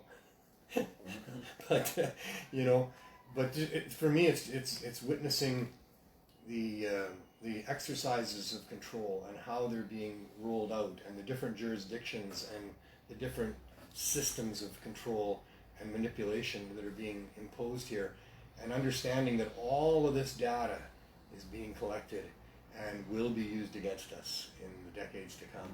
So we need to have proper established freedoms that cannot be violated, understandings that human beings have a right not to be bullied, not to be forced by anybody, but especially public servants, into going against their moral code or doing things that they want to do or don't want to do that aren't harming anybody else. And that's the argument. I mean, now they're using that, of course, that you not complying with this is going to hurt other people, and so therefore that's why we get to harm you. Or I just read an article that everybody that's vaccinated is highly contagious to the new one. So what the fuck? I've seen a lot. You can't help but see stuff. I get it sent to me on all sides. I look at some of it. I've seen highly, highly educated people with amazing credentials say things that go completely against what's going on here. Yeah. Lots of stuff like that, and I don't want to go into it because That's not what the show's about. I think it's important that our message about low barrier access to plant medicine is so much important that we don't want to be distracted by that other thing right now, which is distracting everybody from everything else. There were a lot of other issues going on in the world that are still going on. Yeah, that some are not major being shit going addressed. on, eh? Not being addressed. Especially the kids. In our world. We had all of that has now been completely distracted from. And anyway, we must keep on focus with what we're doing here with this movement of ours, and we must try to educate people, because without people understanding, they don't. People think, hey, we got legalization. What are you concerned with? You don't get arrested anymore. This is great. This is fabulous. Oh yeah, it's $85 an ounce, like over $1,000, $1,300 for a pound of something that you would never pay $10 a gram for. You know what I mean? It's brilliant. It's brilliant what they did, right? Like, these are seriously clever people. Oh yeah. That maybe they paid seriously clever people, like marketing geniuses and educational geniuses, people that understand the human psychology, and that's what they're gathering all this information for, right? One of the ways that you get to people is by knowing more about them than they know themselves. What they want, what they need. You know what they want more than they. You know how they're going to say yes more than they do. For sure. And this has been going on. I mean, they are very, very, very sophisticated, these people, and so we've been chattel for them for a long time. And this is it's come down to this. It's not right. We need to educate people. People, if they understood how not free we were, and that maybe there was a solution, getting the truth isn't enough. Right? That's why it's truth, hope, and change. Getting the truth isn't enough. You can have the truth, and you don't know what to do with it. There's no hope that even you having the truth is going to solve anything. And without hope, nobody does anything. You got to at least have some hope. Maybe not faith, but some hope that, there's a chance that you can make a difference, that you can change this horrible thing. But if you get the truth and it's horrible, and there's nothing that you can do to change it, then that doesn't do anything for you. You need some hope. And if that hope leads to mechanisms of change, that's how things get done. And I believe we can get things done. I think we've come a long way from the servitude that we were to the royals and the dictators over the course of millennia here as ordinary people, not the blue bloods or whatever. We've come a long way. We have come a long way. Because the truth is that we shouldn't be made slaves of a group that call themselves blue bloods. Crazy. But this is the human condition. This is where we're at. We can still fight this. We can still win this. If we can get low barrier access to cannabis for poor people and sick people, that'll be a big step in the right direction. If what Jerry's doing in the Freedom of Thought project, that's what I call it, it's a project that he's taken on to allow people to have easy, low barrier access to these other plant medicines that are a little more needing some education in the use of them. There are potentials there, but no worse potentials than with commercial tobacco, which will put you in hospital and kill you. Kills millions of people every year. With legal government-supplied alcohol, which kills hundreds of people in BC just from the alcohol itself every year, plus all of the different other reasons that alcohol kills people, plus all of the other things that aren't quite death that happens with alcohol. So people just need to understand how crazy wrong this is, and understand that there is something they can do about it that will make a difference. And let's just fight for it. We're more than them, and they can't exploit us if we all don't allow ourselves to be exploited. And if we all recognize the truth of these things that are going on and who's behind it and what the motives are and what our rights and freedoms should be, and that they're worth fighting for, maybe not for us, but for the generations to come. We don't want a slave planet here and in another 100 years from now, and that's where it could go easily. So yeah, truth, hope, and change. And let's get her done. With you, it's microdelics.ca, it's mindtech.ca. Check out that, get behind that movement. If not for yourself, for all the veterans that have fought for freedom over the years, that are suffering from PTSD, from being shot at and worried about killing other people and all the things that, for them, and for anybody else that's sick and suffering. They need access to plant medicines. They need to get out of the hold of the pharmaceutical industry and the psychiatric profession that uses pharmaceutical techniques to try to get people away from their PTSD and stuff. We need plant medicines. At least needs to be in the toolbox. If you want pharmaceutical intervention, fine. But at least it needs to be the option where you can go and get microdose, psilocybin, DMT, LSD in ways that are properly packaged with warnings on them, because that's what people need. It's just, don't operate heavy equipment, be aware of using more than what's recommended, all these things, that's all. So, education. Maybe we can get it right one of these days. Maybe we can all understand what the fight is, how to fight it, and maybe we can win it. Maybe we can gradually, bit by bit, continue what we've got going on. Because we got this bit by bit, step by step, we've got to where we are. At least you and I can follow our hearts, break the law, not so much you as me anymore, but you did too, and you're before the courts. I'm not even before the courts. But we broke the law to try to get it done. At least we can do that.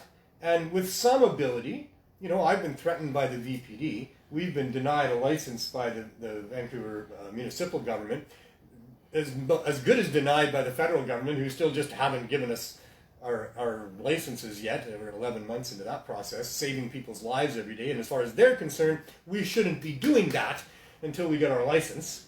We won't stop doing that until we get the license, damn it, because that's just the way that has to be. Human beings have to do what's right after all. But, we can get this done if we continue. But like I say, we've come a long way. We've gotten to where the Gestapo are not yet breaking in to arrest us, to silence us.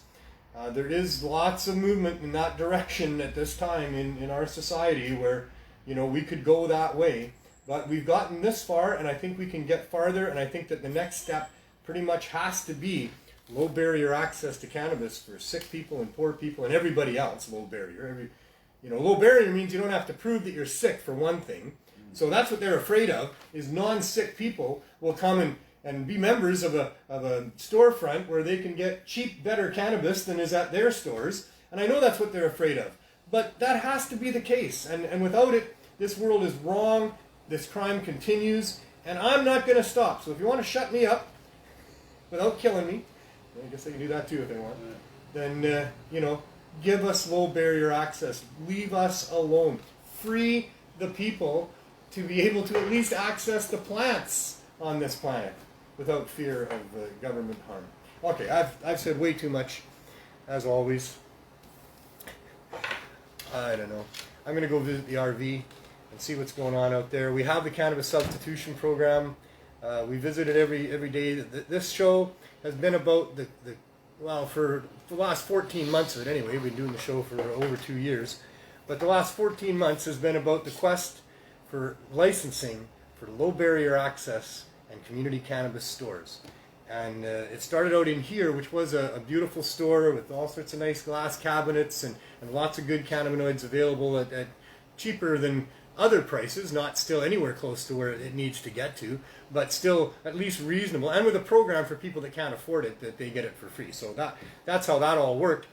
But just couldn't get permission. You can get permission to have a store really quickly in just about any city. They love licensing money. All you do, fill out the application, put it in there. It doesn't take very long, you get a license. But not for cannabis, not to save people's lives, not to give them easy access to cannabis. For that, we need a storefront, and we need to continue what we're doing to try to get that. And that would be, well, let's go find out. I guess I'll tell you when we get out there.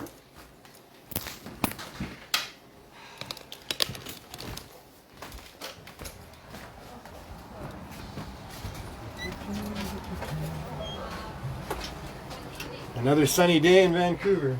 Wednesday, Friday, and Sunday. So we'll see. A beautiful, not too hot, sunny day on the downtown east side of Vancouver.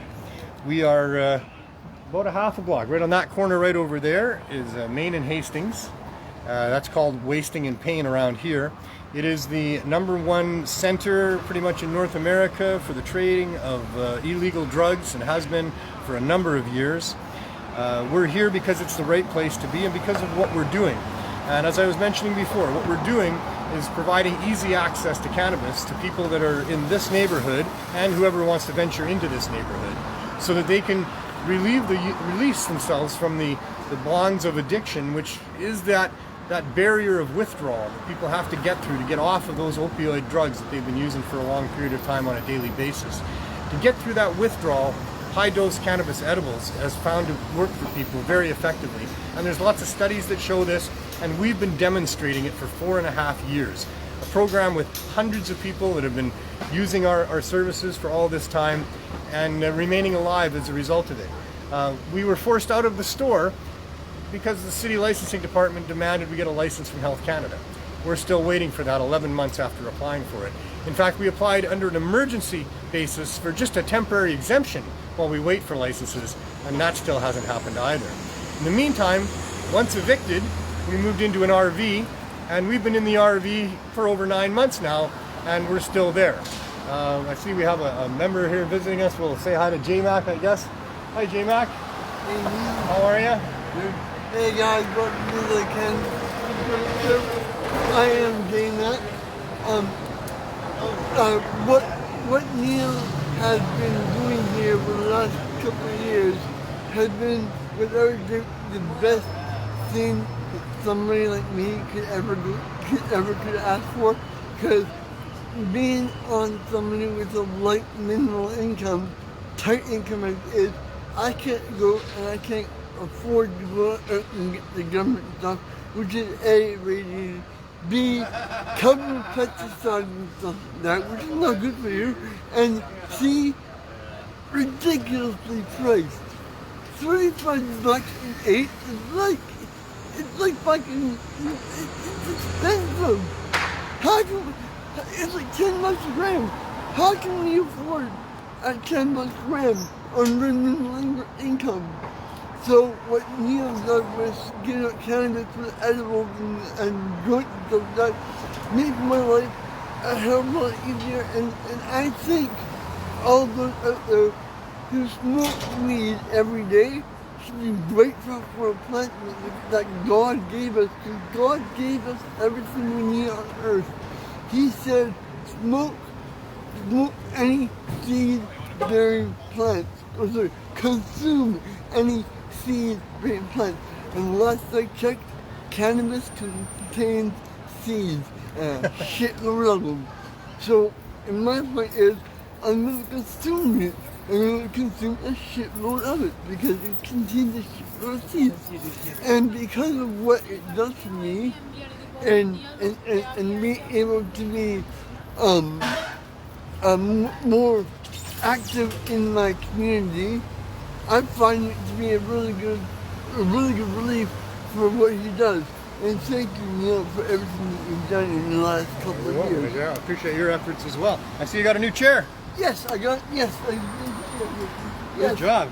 Yes, I did get a new chair, guys. From I just get someone that was here. There we go. So yeah, there it is. That's a beauty. Yeah, I got the new chair from McDonald's scooters. But so you're not riding your bike anymore? No, because of COVID. I found that it was harder for me to get on the bike balance-wise and strength-wise because of COVID, because I was inside for so long, not doing anything. I see. But now that I have a scooter, now I can pretty much do what I used to do and more. Yeah. So very good. But you're still exercising your legs. You're still walking around a little bit. I'm still walking around. I go to the arcade. I walk around a bit. I go to the gym. I do what I can. You were walking and riding. Oh, I was riding like 120K a day. Yeah. And I loved it. Wow. But then COVID hit, and then because I'm a high risk to catch it, and I can't ride a bike with a mask, so I decided, okay, I'm not gonna ride. And I said, okay, I'll pick it up when COVID's done. I tried to, and I could only make it like 5 blocks, and I was done. Back killing me, knees killing me, joints killing me, I was done. And then I went home, and I've been resting in bed until like a month ago when I got my scooter.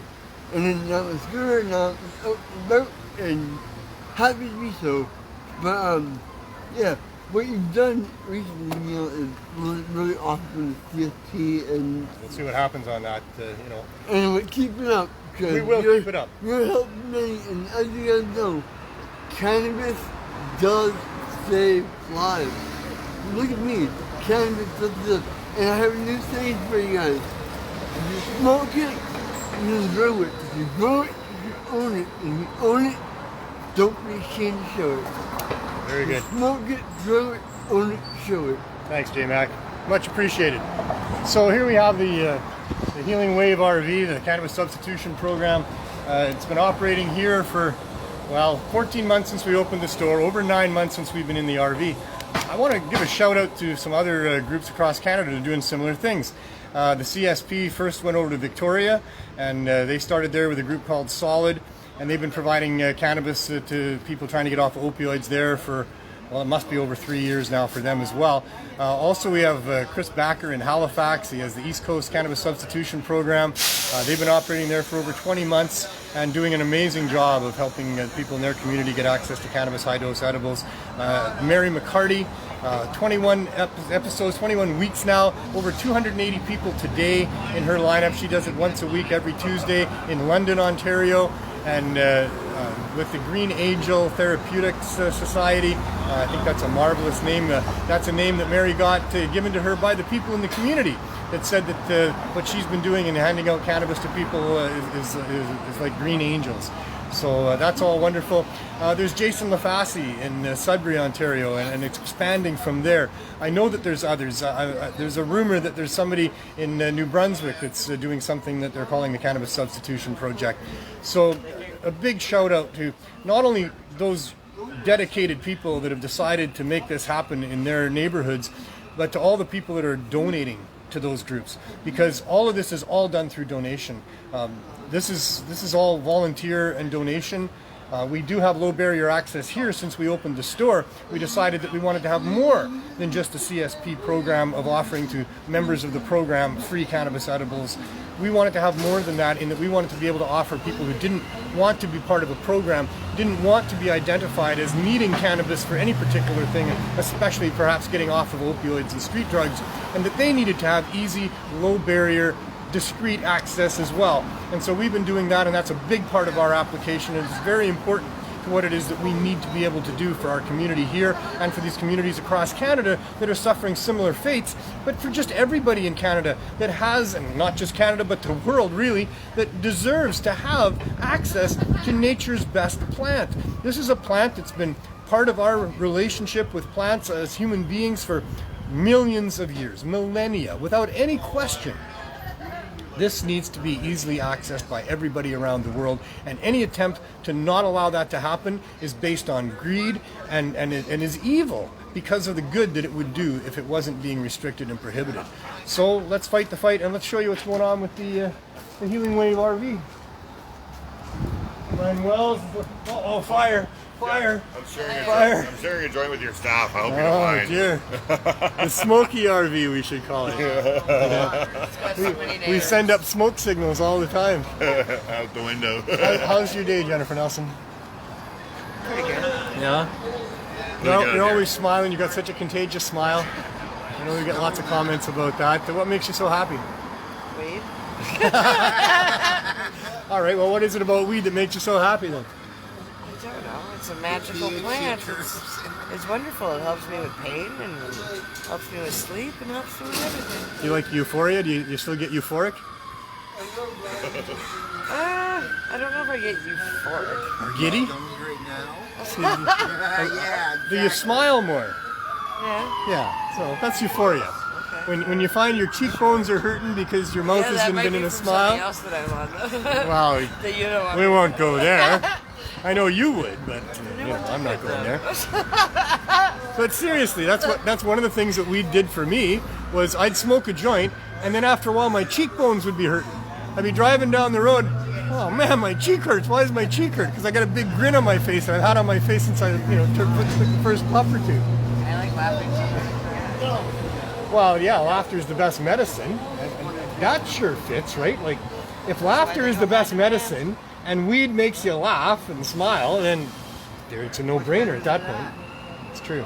Nothing better than that. Especially if you're not feeling good. It's one thing to be feeling okay and decide, yeah, I gotta smoke a joint. You smoke a joint, and then you got a big grin, and you're feeling even better. It's another thing when you're feeling down, when you're really having trouble, struggling with emotions or whatever, and you can, man, I need to smoke a joint. And I've been in that situation many times. Speaking of which, and then I know I won't deny access. I'm not like that. So we got to move away from the window for a minute here. But yeah, two very different things there. There's the hey man, I think I feel like smoking a joint today, and there's the oh my god, I really need to smoke a joint. And so for those people who are in those situations, well, they should have easy access, shouldn't they? Maybe we can try this door. Now you know the secret lock knock. That's pretty good. Andrew. That's pretty good. How's it going? I've been practicing for a long time. How's it going with you? It's going pretty good. Do you have anything in here today? What do you do here? What do I do here? I give 420 milligrams of edibles and one joint. But I think they should just get the edibles myself, because that's what the program is. Right? We always included the But joint. the We're one not going to joint, stop now. But a lot of people ask for that one joint. We give it to them for all the opiate crisis we're having out here, all the trouble we're having out here with the drugs on the street. We want to give them marijuana and slow them down. Yeah. Bring their appetite back, bring a little bit back to the brain so they can actually think a little bit. Yeah. Right? And we do more than that. What we're trying to do is provide with them enough that they can get through the withdrawal portion of cannabis or with the withdrawal from opioids, and then figure out what dose they need on a daily basis to offset the use of that. You're still high. Because you're using the edibles for the right reason, right? You're still high. And if they're used the right way. Yeah, the right way. You can't eat too many. Do you have many people complain about eating too much? No. Not anymore, eh? Because all the members of our thing, they all been through that. Everybody is tired. Everybody wants to go to sleep. Everybody wants to but as far as eating too much, that all happened a long time ago, Yeah. because most of these people have been members of ours for a long time now. Quite a while, yeah. But I do remember back in the day when I didn't think there was much of a problem with people eating too much, and I mentioned it at a board meeting at Vandu. This is about maybe a couple months, 3 months into the program. And I said, I think we've only got like a handful of people that have eaten too much. And 12 out of 13 hands went up of Vandu board members that had eaten too much. So, it was a concern. And it's still a concern with anybody that's new. We have all these people in the program, and they've been in the program for quite a while. We have had a few, we have added some, but most of them have been there for a while. We don't turn anybody away. We have kind of a parallel program running out the window where people can't come every 4 days, they can come every day, and they can get a joint or a little bag of roaches, and we also provide a cupcake that has about 100 milligrams. So, there is a lot more than just the people in the program that are getting the services, but and some of those is where we have the problem. If they're coming to us and they're saying, can you help? And we say, high dose edibles have worked for a lot of people. We'll help you try them if you like. We try to warn them about not eating too much. It's difficult because they're hungry. How much it is the joint first before, right? Yeah. You have to. But other than that, it's sure when people find what is the right dose for them, and it differs for everybody. That's why the government can't come in and impose any particular amount on us, because everybody's different. Some people need hundreds of milligrams, 1,000 plus at a time, and others that would completely wipe them out. They're happy with 5 milligrams at a time. That's rare amongst medical users. 5 is milligrams. It's a little bit rare, but certainly 20 milligrams is enough, and 50 milligrams is too much for many people. So that's up to them to figure that out. The government can't do that for you. All the government can do is say, hey, make sure if you're providing these things in any sort of a retail or commercial basis that you're warning people that this is the case and you're providing them with the right information. That's all that's needed. And even then, it doesn't pose anywhere near the risk of most other things. We're asking if you'd like a high dose edible or you'd like a low dose edible. Yeah, that's right. We have those choices. How are you feeling today, right? Because everybody's different when they wake up, right? We've got John Murray's high-dose edibles, and we've got the Michael the Cookie Monster's low-dose edibles. What else do we have here? Oh, she just brought brownies today. Nice. We just got a stack of brownies, and they came in handy at the right time. Beautiful. What's the dosage on those? 80 milligrams. 80 milligrams. Yeah. That's from Carly, is it? Yes. I see. Very nice. Carly with brownies. I love that. Thank you, Carly. Brownies, that works really, really well for us. We also have Roberta that's making brownies for us, but they go really quick. Cheesies at 80 milligrams from Colleen. Right. Long time. One of the long-time donators of ours. Sweetheart. Oh my God. Sweetheart of a person. She is great. Yeah. Yeah. What's the milligram on a pack of those? 80 milligrams. 80 milligrams again, yeah. And See, they're- and there, you know, it's all broken up into pieces, so you can start with just a small amount and then add to it if Yeah, you you want. can. It's important for some people to be able to do that for sure. And they're tasty, so you got to watch how much you eat. That's right. That's the problem with edibles, is they're Yeah, tasty. you got to watch how much. People are hungry. People get a little bit high. They got something that's tasty there. Their cupboards are otherwise empty. I mean, speaking of tasty, Glenn just bought us some edibles. those must be from Carly too. Yes, they are. We have this. We have like a candy on the outside with some gummy on the inside. Very popular. Then we have some. We have some of this. Some gummies and some sugar It's candy. like there's been a little bit of melting going on there. We have to make sure we put our ice packs in there. That's the THC they put on the outside. Oh, I see. It's stuck inside. What else do we have? We have some pills right here. These are very popular. 50 milligram pills. And really important. Very important. For We people have with some- diabetes or who don't want the sugar or the temptation of the sweets, it's really good to be able to have the I caps. A girl- lot of I have people like the caps. I have a lady that could tell you a story that's turned her life. These pills have turned her life around. Right. They stood Lots out of here people. for 10 minutes and they told me, Yeah. if you want them to tell their story, oh, it turned her life around, she can do that for you. Yeah. Because they do work. I have Yeah, oh yeah, they work really I well have for two lots of people people. that just take pills and they said they're great. Eden had a program where they were just giving pills to people. Yes, They didn't they have did. any other edibles, and it worked really well. Very well. But we understand that people need to have a variety of things. That sure, it's fine to have pills, but it's not fine to only have pills. No. People need to have a variety of forms, like these edibles here. We've got I have the some, Gorilla Ganja. Yes, we have CBD Gorilla. We have raspberry THC, full THC. Then we have sativa that's half and half, 40 indica and 40 CBD. And then we have some black cherry. We have some black cherry ones Yeah. right here. They're If people 50-50 indica. 40, yeah. 40 milligrams, 40 Yeah, milligrams. we have some CBD. We have a lot of CBD given out today. And they're in little bricks that you can Yes. break up into pieces. So it's Right. not one chunk that you would need to take that's 80 milligrams, although that's what many people do. But other people chop them up into pieces and then regulate it I that have way. some 100 milligram cookies from Joe Pepper? Joe Pepper. Since she Beautiful. started making cookies, people are loving them. They taste great. Those caps, by the way, are from Dirty Dave, a longtime donator, super supporter, and a super human being that really takes great care in how he produces the medicine that he produces. And really thankful to Dirty Dave for those. I have some of this. What are those? Green Wilderness gummies for a while. This. This is Snake oil, and I have some honey. Weeds, Glass, and Gifts were huge supporters I of have ours some right from the honey beginning. Donated all Some kinds of snake oil, stuff. Right? It's very popular. I had someone take the snake oil and they loved it. Yeah. It's working really well, they said. It's amazing medicine. It should all be the available don- easily. Everybody who donates That's my is great. Thanks for all the donations. I really appreciate it. Everybody's loving it. Yeah, and I'm missing some, I know for sure. Yeah. They all know who they are, and nobody does it for the recognition. That's No, the thing. they don't. They do it to help people. They do it because down here, people need help. Yeah. And we're the ones that can do it. We're stable enough to put this program together to do that. Well, some of the people that help us have been really personally touched Yeah. by the overdose crisis and by the prohibition of cannabis. Sure we have. And so, they want to have a way to give back, and we're happy to be that vehicle to help them do that. We good. provide somewhere around 12,000 milligrams every day from this RV, 6 Yeah. days a week, 8 hours a day.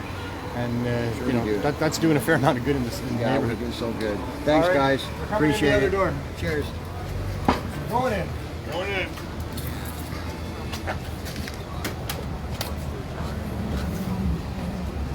It's silly, isn't it? Welcome again to the Healing Wave CSP RV. How you doing, George? Surviving? Nice haircut. Finally, the hair and makeup people doing their job. They've been abandoning me lately. Now, he's getting brain freeze more often now. How's your day? It's been not too bad. Not too bad. Okay. Anything to report? Just a regular day of, having. She's just bossy as usual, making everybody work Right. really hard. So. This is your life. This is your life. Jen is a real hard Roberta ass. brought us some brownies today for CSP. Roberta brought us brownies as well. Oh, good. Who else did you think brought brownies today? Carly. Isn't that tub there from Carly? No, those are from Roberta. Carly, yeah. Carly's was the pretty candy things, right? Okay, so I was wrong about that. That tub was from Roberta. Jen's got the tub But here somewhere. Carly, if you ever want to make brownies, that'd be good too. I like the other things you're making as well. Everything seems to be pretty good. Carly did say that you're going to get a big, huge box of edibles in the mail. I had to give her your address. Okay. She says watch out for a big, huge box. Okay. From Manitoba. Oh, very good. Watch Okay. out for Very the good. box. Oh, Jen. Manitoba even. NASA, I think, should really pay attention to what's been going on here, because we have this small little area that everybody's kind of confined in together for 8 hours a day, 6 days a week. Yeah, we're not sleeping in the same place together, but still, it's been a real testament to the character of the people involved that we've been able to get along and still continue to make it a fun workplace every day here. The attitude of us is really important when we're dealing with people and trying to help them. Many of these people are spurned by most of the healthcare societies that are out here, or agencies that are out here. They need somebody that cares about them, or at least it really helps them if they feel that there's somebody that even cares a little bit about them. And so for us to be in a good mood, to get along with each other, is really important for us to be able to put that face out to the people that come to the window, that really need to have just a kind word, just a smile, the offer of a free joint or a free cupcake, a little bit of encouragement, a little bit of advice. We do dispense a lot more than just cannabinoids from here. We dispense compassion and understanding and a real desire to help people. And people sense that a lot in what's going on here, and it attracts them to what's going on here. And I'll tell you, I know that is also the case with Mary McCartney and her volunteers, with Chris Backer and his volunteers, and Jason LaFassi. I know Chris and Mary personally. I've never actually met Jason, but we have had some conversations online, and he's of the same heart. And Chris and Mary are also of the same heart as we all are here, and I'm sure that just shines right through. I'm sure that's why the people in London, Ontario wanted to call Mary and her crew the Green Angels, and I'm sure Chris is seen with as much fondness there as well. And it's really important that the people that are struggling in their life are dealt with in these types of ways.